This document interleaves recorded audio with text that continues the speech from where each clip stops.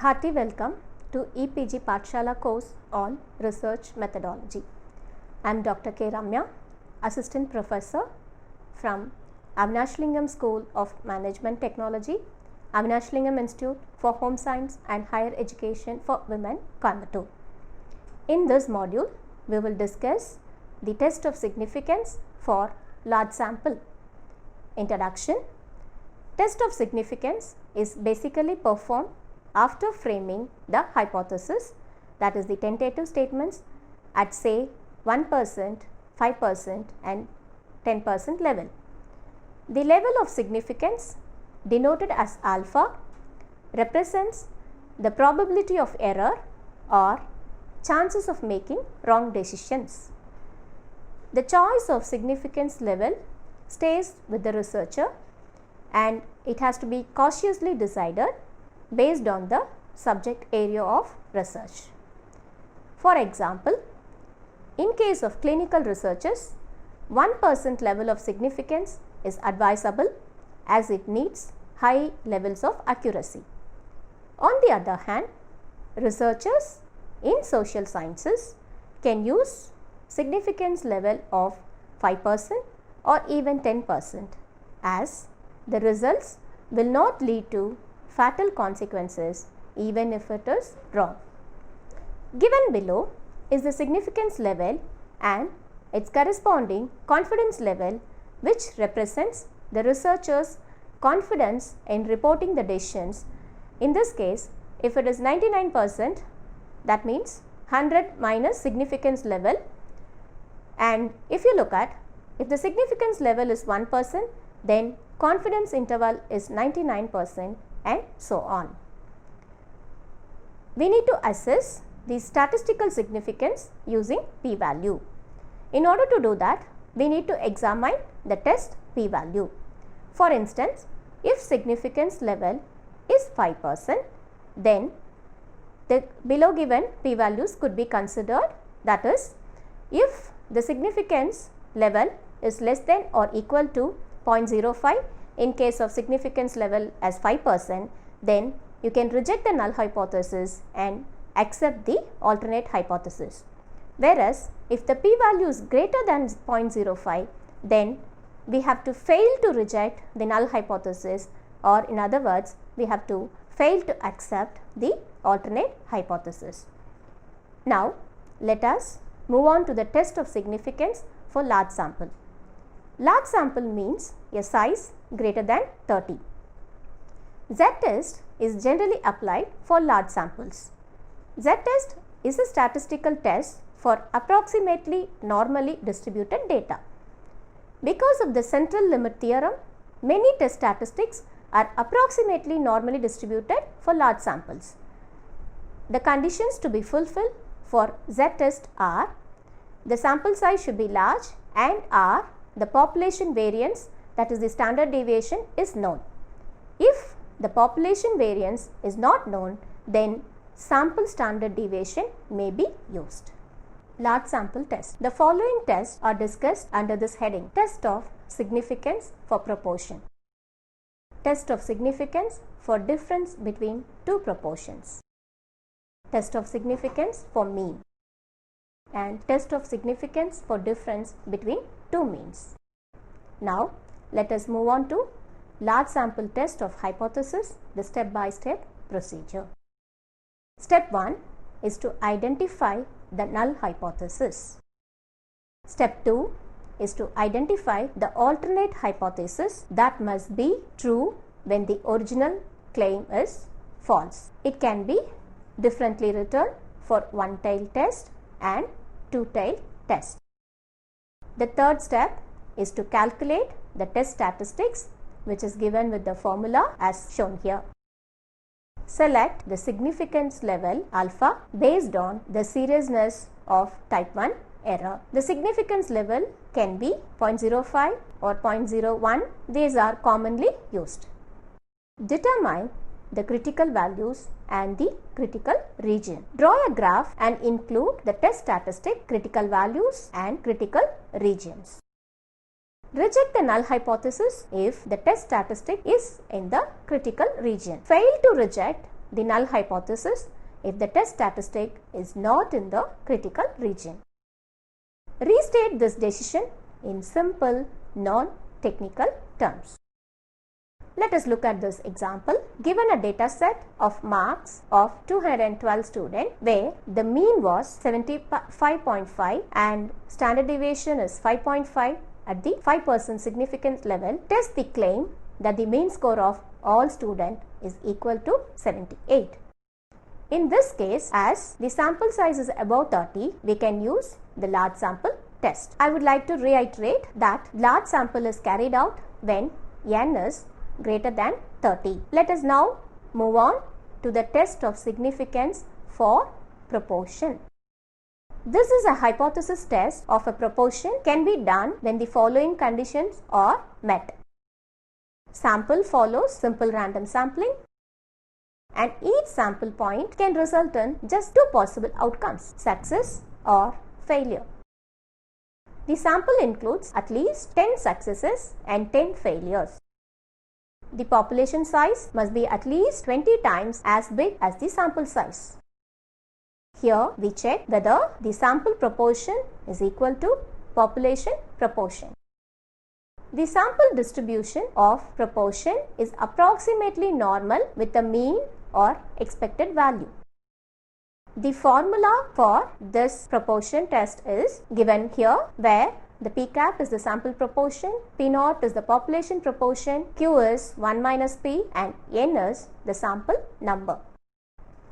Let us go in for some examples. In a random sample of 800 toys from a large toy shop, 240 toys were for playing purpose. Can it be said that toys for playing purpose and toys to be kept in the showcases are in the ratio of 5:3 in the population? Use 5% level of significance for this test.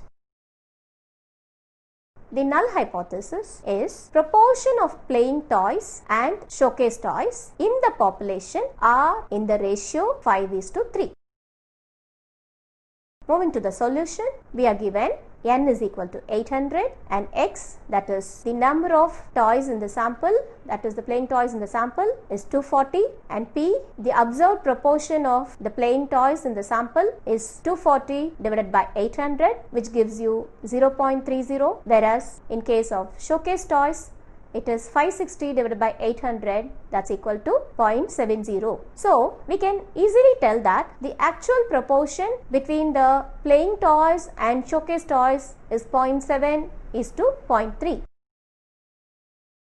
But what is given in the question is 5:3, which to our common logic seems to be untrue.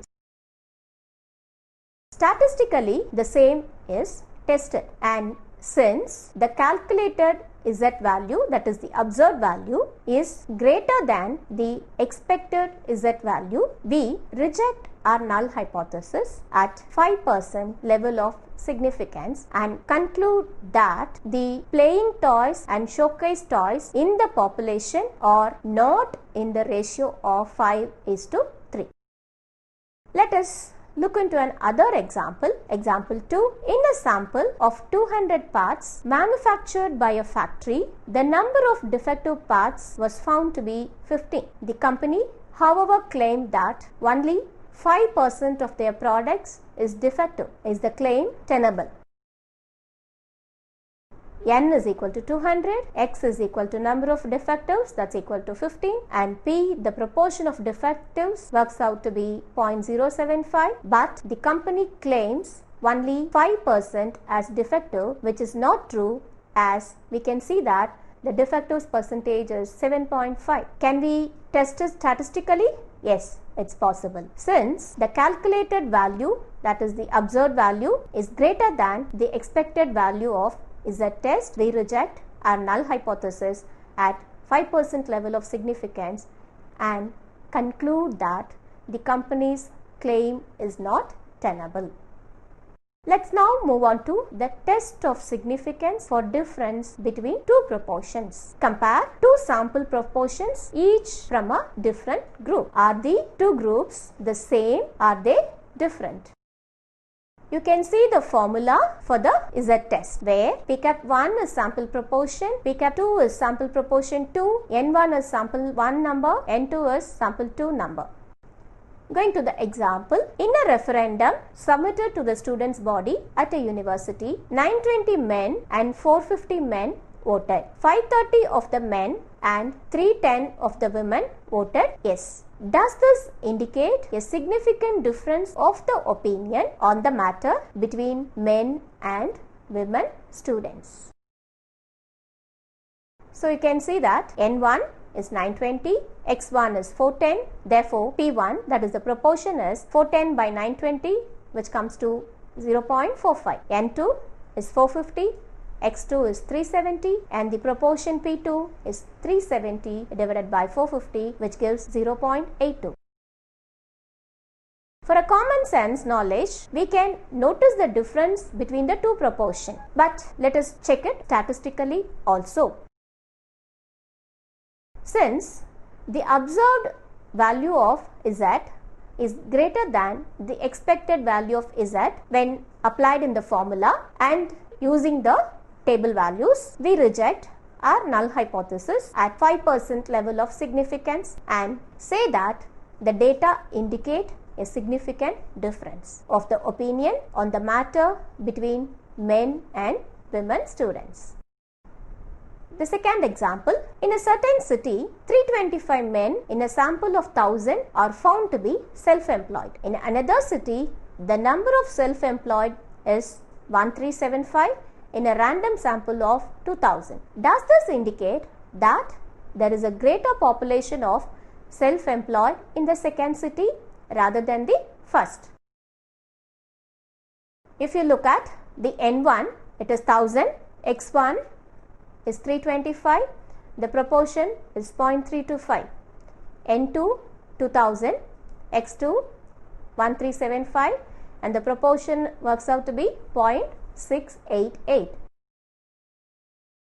At the glance, we can see the difference can be noted in self-employment between two cities. Let us check it statistically.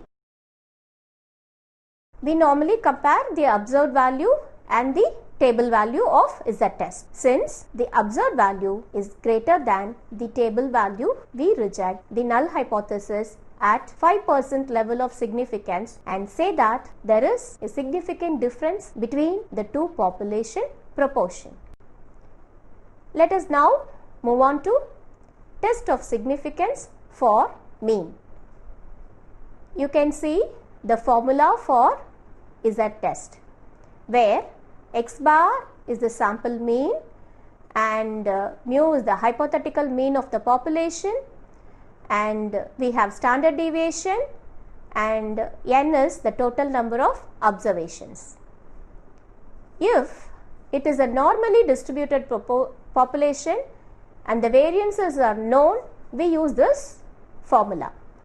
But when the population is not normally distributed, whereas the sample is greater than 30, then we use the formula which is as given below.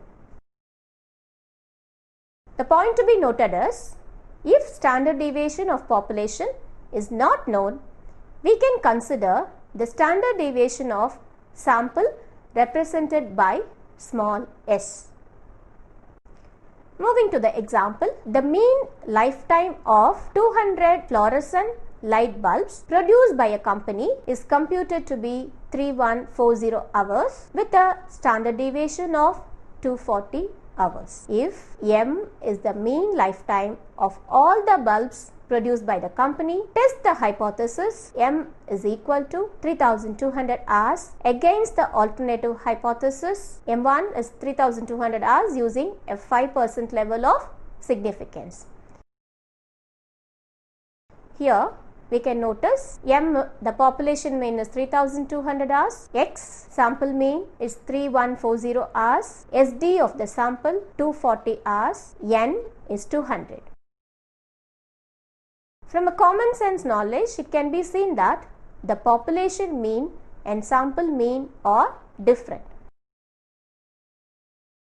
Yet, let us use the formula and see whether there is statistical difference. Now, on applying the data in the formula, we can see that the observed Z value is greater than the expected Z value. So, we reject our null hypothesis at 5% level of significance, and it can be concluded that there is significant difference between the sample mean and population mean. Let us now move on to the next test of significance for difference between two means. It is much more common for a researcher to be interested in the difference between means rather than the specific value of the means themselves. Like for instance, what is the difference between the mean score of male and female in a class? This test covers how to test for difference between means from two separate groups of subject. The formula for two groups of means is given here. Let us move on to the example. A test of the breaking strength of two different types of cables was conducted using sample N1 is equal to N2 is equal to 100 pieces of each type of cable. And it is noted that cable 1 has got a mean of 1425, cable 2 has got a mean of 1405. The standard deviation of the first cable is 40 and S2 has a standard deviation of 30.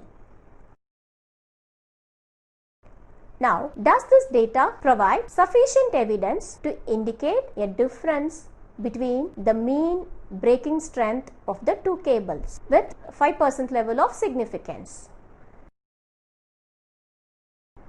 From a common sense perspective, we can see that there is difference in mean in two cables, but let us check it statistically by applying the formula. Since the observed value is greater than the expected value, we reject the null hypothesis. Therefore, the formulated null hypothesis is wrong. That is, there is significant difference in the breaking strength of two cables. Let us see another example. Example 2. The means of two large sample of 500 and 1000 items or 47.5 centimeters and 48 centimeters respectively. Can the samples be regarded as drawn from the population with standard deviation 2.5 centimeters? Test at 5% level of significance. Here, population 1 is 500 items, population 2 1000 items, mean 1 is 47.5 centimeters, mean 2 48 centimeters, and SD of the population is 2.5 centimeters. We can see that the samples are not drawn from the same population, but let us test it statistically using z-test. We can see on calculation that the observed value is greater than the expected value, so we reject the null hypothesis at 5% level of significance and can conclude that the samples have not come from the same population. Conclusion: z-test is used when population mean is normally distributed and standard deviation is known, and when the sample size is large, that is n is greater than 30. We have discussed the following test for significance for large sample, that is the test of significance for proportion, test of significance for difference between two proportion, test of significance for mean, and finally the test of significance for difference between two means. Z-test is different from t-test, which follows a t-distribution. Also, when the sample size becomes larger in t-test, then it closely resembles the z-test. T-test and z-test are similar in calculation except for distribution, and the formula varies slightly between t-test and z-test. However, in SPSS, we cannot find this difference. For large sample also we use this menu and the test, we use the same menu and the test, and the results are given as T statistics instead of Z statistics. Therefore, researchers need not get confused with the results of SPSS. For large sample, the T statistic results of SPSS can be read as Z test. Thank you. Happy learning.